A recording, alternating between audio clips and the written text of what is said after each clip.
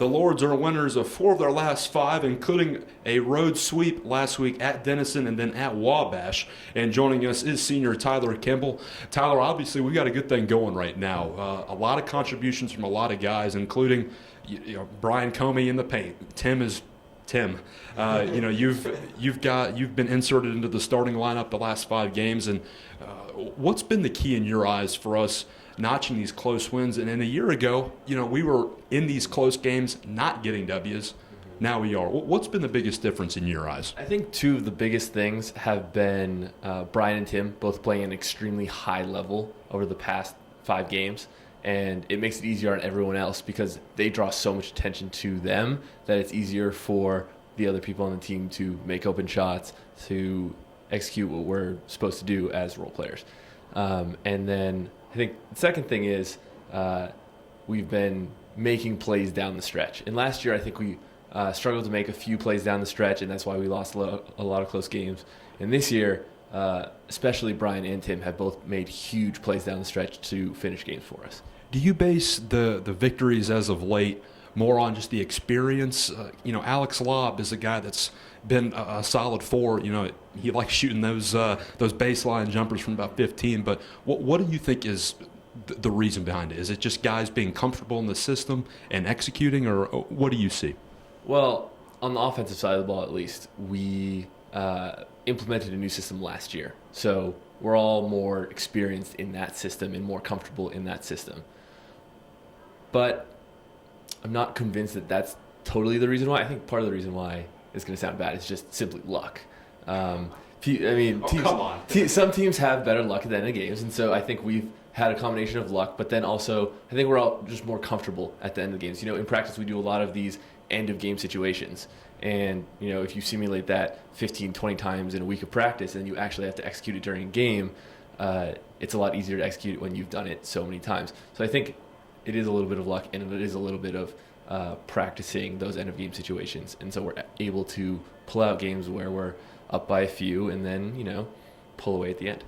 I want to go back a couple weeks ago. That Roanoke game against, at the time, the 3rd highest scoring team in the nation, and we were in it the entire time. And I know the outcome wasn't what we wanted, but I remember Coach Marhefka said afterwards, he's like, I think we're forming an identity, and we're seeing more of a consistent execution in the low post. Tim is obviously getting his almost 20 a game now, which is best in the conference.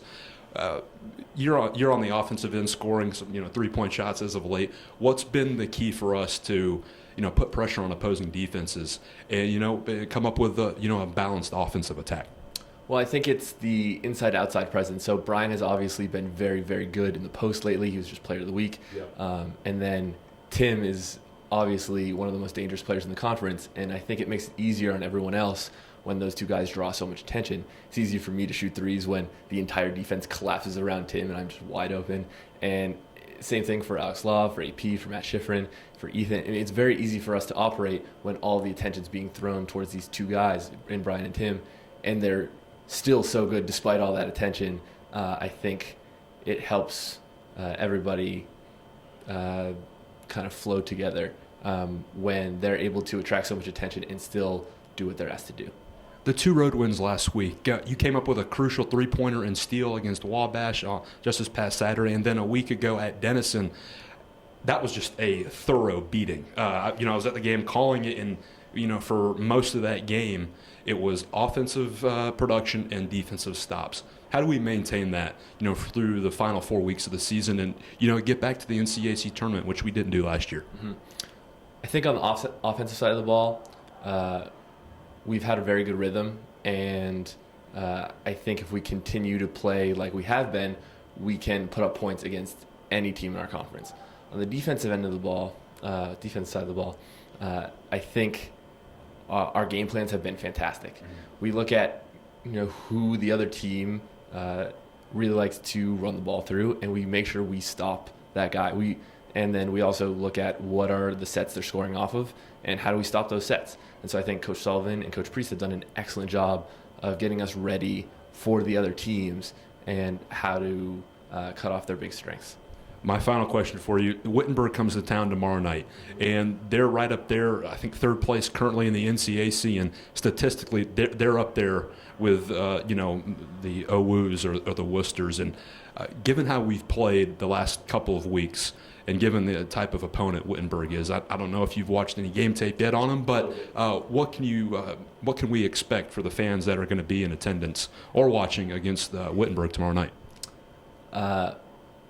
Wittenberg is a very, very talented team. They just beat Worcester at Worcester in a huge rivalry game. They play some wings who are really big, a guy who's 6'4", another who's 6'5", at the 2 and the 3 spot. So they're very big, they're very athletic, and very skilled. So they're a very good opponent, and it's going to take a great effort from us to beat them, and same for them to beat us. So I think it's going to be a highly competitive game, and one that I hope we can pull out on our home floor. That was senior Tyler Kimble. The Lords taking on the Tigers of Wittenberg tomorrow night at Tomsic at 7:30. We hope to see you there. It should be a pretty good game. And if not, we'll have live coverage on athletics.kenyon.edu. Until next time, we'll see you later on the Kenyon Sports Connection.